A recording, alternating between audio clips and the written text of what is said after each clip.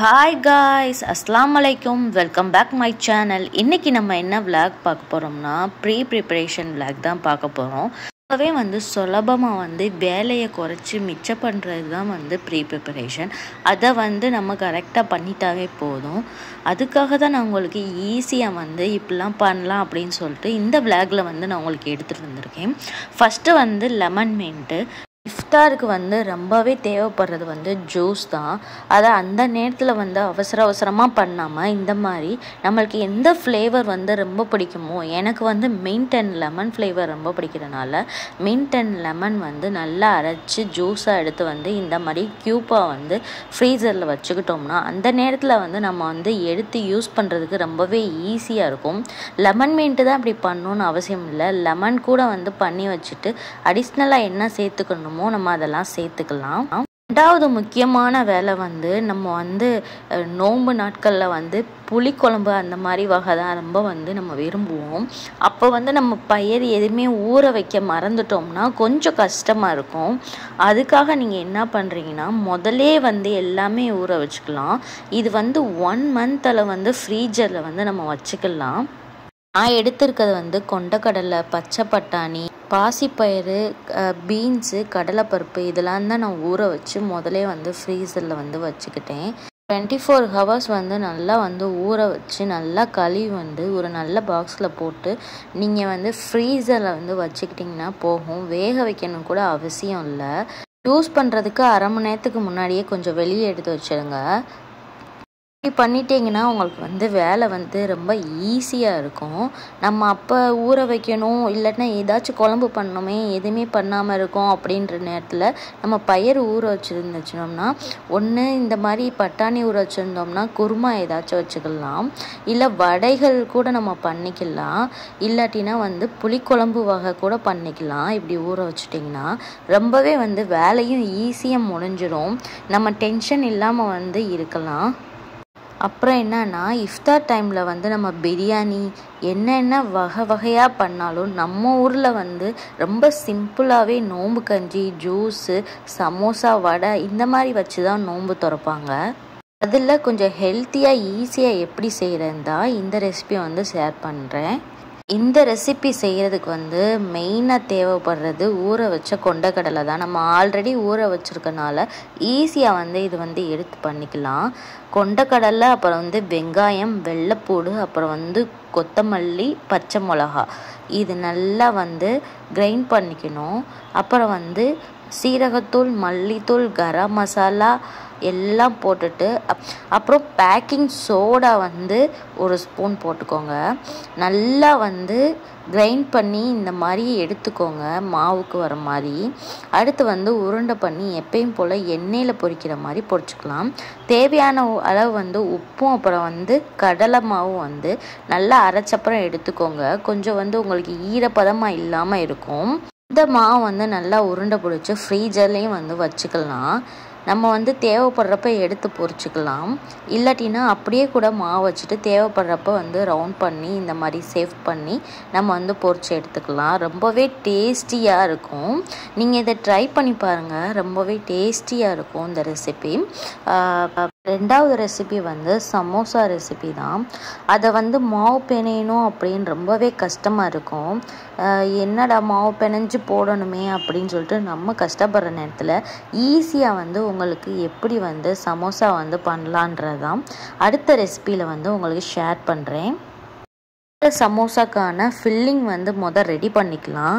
அதுக்கு நம்ம வீட்டில் இருக்க வெங்காயம், கேரட், முட்டைக்கோஸு, கேப்சிகம் தான் நான் எடுத்திருக்கேன்.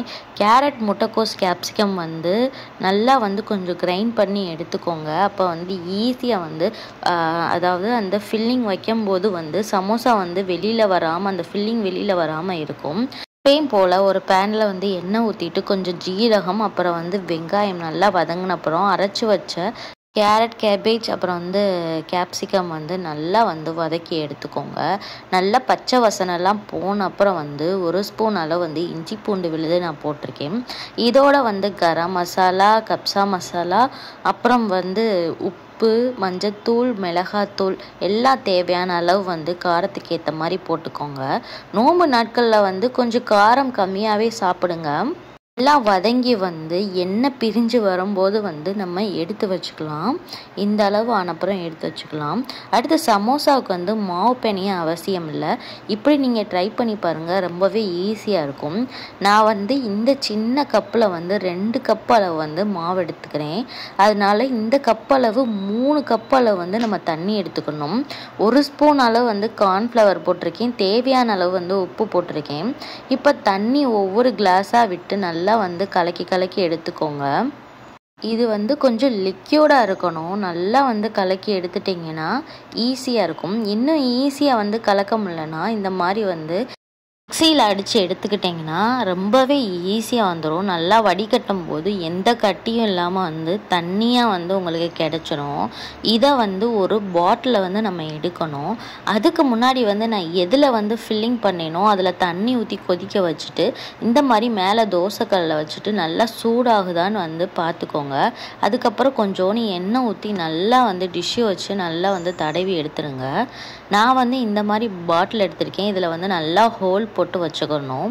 இந்த பாட்டிலில் வந்து மாவை வந்து நல்லா நிரப்பிட்டு அடுத்து வந்து தோசைக்கல் லைட்டாக காஞ்சிருக்கும். அப்போ வந்து என்ன பண்ணுறீங்கன்னா இந்த மாதிரி தொளிச்சு விட்ட மாதிரி வந்து நல்லா பண்ணிவிட்டு இப்படியே ரவுண்ட் பண்ணோம்னா ஃபுல்லாக வந்து எல்லாத்துக்கும் ரவுண்ட் ஷேப்பில் வந்து வந்துடும். அப்படி வர வரைக்கும் நல்லா வந்து தொளிச்சு விட்டு ஃபுல்லாக ரவுண்ட் ஆக்கிட்டு மீதி மாவு வந்து நம்ம எதில் கலந்து வச்சுருக்கோமோ அதில் வந்து ஊற்றிடுங்க. இது செய்கிறப்போ வந்து சிம்மில் வச்சுக்கிறணும். திருப்பி வந்து வைக்கும்போது கொஞ்சம் ஹை ஃப்ளேம்லேயே வச்சிங்கன்னா சீக்கிரமாக வந்து அந்த ரோல் வந்து நல்லா வந்து வெந்துடும். வெந்து வந்து எம்பி வர மாதிரி இருக்கும். அந்த சமயத்தில் வந்து நம்ம வந்து அதை வந்து அழகாக கொஞ்சம் கொஞ்சமாக அப்படியே மெதுவாக எடுத்தோம்னா ஈஸியாக வந்து வந்துடும். அப்படியும் வந்து சமோசா வந்து லேயர் பண்ணிக்கலாம். நம்ம உட்காந்து மாவு பிணைஞ்சு 2 மணி நேரம் 3 மணி நேரம் ஊறி இந்த மாதிரி அளவு மெல்லிசாக வந்து நம்மளால் பரத்துறதுக்கு ரொம்பவே கஷ்டமாக இருக்கும். நீங்கள் இந்த மாதிரி மாவை கலந்து வந்து ஃப்ரிட்ஜுக்குள்ளே வச்சுக்கிட்டிங்கனாலும் தேவைப்படுறப்போ வந்து இந்த மாதிரி வந்து சமோசா ரோலுக்கான மாவு வந்து ரெடி பண்ணிக்கலாம். பார்த்திங்கன்னா தெரியும், நல்லாவே அந்த மாவு ஷீட் வந்து அழகாக வந்திருக்கு. இப்போ வந்து ஃபில்லிங் வந்து வச்சுட்டு இந்த மாதிரி இந்த சைடும் லெஃப்ட்டும் ரைட்டும் நல்லா மடிச்சுட்டு அப்புறம் வந்து நல்லா ரோல் பண்ணோம்னா அழகான ரோல் வந்து நம்மளுக்கு கிடச்சிரும். இந்த மாதிரி நீங்கள் பண்ணி வந்து ஃப்ரீஜரில் வச்சுட்டிங்கன்னா உங்களுக்கு தேவையானப்போ வந்து எடுத்து வந்து பொரிச்சுக்கலாம். நான் வந்து உங்களுக்கு செய்கிறதுக்காக இப்போ 2 மட்டுமே நான் செஞ்சு வந்து காட்டுறேன். எண்ணெயும் வந்து நீங்கள் போட்டு எடுக்கும்போது ஹை ஃப்ளேம்லேயே வச்சு நல்லா வந்து பொரிச்சு எடுத்துருங்க. அப்போ தான் எண்ணெய் பிடிக்காமல் இருக்கும். இதிலலாம் வந்து ஹை ஃப்ளேம் வைக்கணும்னு இல்லை. நீங்கள் என்னெல்லாம் பொரிக்கிறீங்களோ ஹை ஃப்ளேம்லேயே வச்சு நல்லா பொரிச்சு எடுத்துட்டிங்கன்னா சீக்கிரமாக வந்து வெந்துடும். ஆல்ரெடி இந்த ஷீட் வந்து நம்ம வேக வச்சு தான் எடுத்துருக்கிறதுனால 1 செகண்ட்லேயே வந்து இந்த மாதிரி நல்லா மொறுமொறுன்னு வந்துடும். நம்ம வந்து எடுத்து வச்சுக்கலாம். இந்த ரோல் ஷீட்டோட ஃபில்லிங் வந்து உங்களுக்கு கஷ்டமாக இருந்தால் இதை விட ஈஸியாக வந்து உங்களுக்கு வந்து ஒரு ஃபில்லிங் வந்து நான் வந்து உங்களுக்கு ஷேர் பண்ணுறேன். இந்த ஃபில்லிங்க்கு வந்து எக்ஸ்ட்ரா வெஜிடபிள்ஸ் அடுப்பு கூட தேவையில்லை. ரொம்ப ஈஸியாக வந்து செஞ்சிடலாம். அதுக்கு மெயினாக வந்து வெங்காயம் தான். இந்த ஃபில்லிங்க்கு மெயினாக வந்து வெங்காயம் தான் தேவை. நல்லா இந்த மாதிரி ஸ்லைடாக வந்து கட் பண்ணி வச்சுக்கோங்க. அதை எடுத்துகிட்டு அதில் வந்து சீரகம், மிளகாத்தூள், கொஞ்சோன்னு மஞ்சத்தூள், அப்புறம் வந்து தேவையான அளவு உப்பு எடுத்துகிட்டு நல்லா வந்து மிக்ஸ் பண்ணிவிட்டு அப்புறம் வந்து 1 மூடி அளவு எண்ணெய் ஊற்றி நல்லா வந்து மிக்ஸ் பண்ணி இந்த மாதிரி எடுத்துக்கோங்க. இந்த ஃபில்லிங் வந்து ஒரு 1 மினிட் 2 மினிட்லேயே வந்து செஞ்சிடலாம். வெங்காயம் வந்து கட் பண்ணுறது தான் நேரம். ரொம்ப ஈஸியாகவே இருக்கும். அதே ஷீட்டில் வந்து நம்ம இதை சமோசா ஷேஃபில் வந்து கூட வச்சுக்கலாம். இந்த மாதிரி 2ஆக கட் பண்ணி அந்த ஃபில்லிங்கை வந்து வச்சு சமோசா மாதிரி நல்லா மடித்து எடுத்து நல்லா பொரித்து எடுத்துட்டோம்னா நல்லா சமோசா மாதிரி வந்துடும். ரொம்பவே இந்த ஃபில்லிங்கும் வேணும்னாலும் நீங்கள் முதலையே ரெடி பண்ணி ஃப்ரிட்ஜில் வந்து நம்ம வச்சுக்கிட்டோம்னா நல்லாவே யூஸ் பண்ணிக்கலாம். இதுவும் ரொம்ப கஷ்டமாக இருந்துச்சுன்னா நல்லா வந்து இந்த சமோசா ரோல் மாதிரி வந்து ரெடி பண்ணிவிட்டு ஃப்ரீஜரில் வச்சுட்டிங்கன்னா நம்ம வந்து 1 மந்த் அளவு வந்து யூஸ் பண்ணிக்கலாம். பிரச்சனையே இல்லாமல் இருக்கும் உங்களுக்கு. இந்த மாதிரி வந்து ஈஸியாக வந்து நீங்கள் முதல்ல வந்து கூட செஞ்சு வச்சுக்கலாம். நீங்கள் ஒருக்கா வந்து ட்ரை பண்ணி பாருங்கள். ஈஸியாக மட்டும் இல்லாமல் ரொம்பவே டேஸ்ட்டாகவும் இருக்கும். இந்த இது வந்து என்னடா வெங்காயம் மட்டும்தான் போட்டிருக்காங்க எப்படி இருக்குமோ அப்படின்னு இது பண்ணாதீங்க. ஒருக்கா வந்து நீங்கள் ட்ரை பண்ணி பாருங்கள். கடையில் வாங்குகிற சமோசா டேஸ்ட்டை விட இந்த சமோசா டேஸ்ட் வந்து ரொம்பவே நல்லாயிருக்கும். இந்த மாதிரி ஈஸியாக வந்து இஃப்தாருக்கு தேவையான சமோசா வடை எல்லாமே நம்ம வந்து போட்டு எடுத்துடலாம். இன்னும் ரெசிபீஸ்லாம் இருக்குது. உங்களுக்கு வந்து ரொம்ப லாங்காக வீடியோ போகக்கூடாதுன்னு சொல்லிட்டு நான் இந்த 3 ரெசிபீஸ் வந்து உங்களுக்கு வந்து ஷேர் பண்ணுறேன். இதை நீங்கள் ட்ரை பண்ணி பார்த்துட்டு எப்படி இருந்துச்சுன்னு கமெண்ட் செக்ஷனில் சொல்லுங்கள். உங்களுக்கு இந்த வீடியோ அனுபவம் எப்படி இருந்துச்சுன்னு கமெண்ட் செக்ஷனில் சொல்லுங்கள்.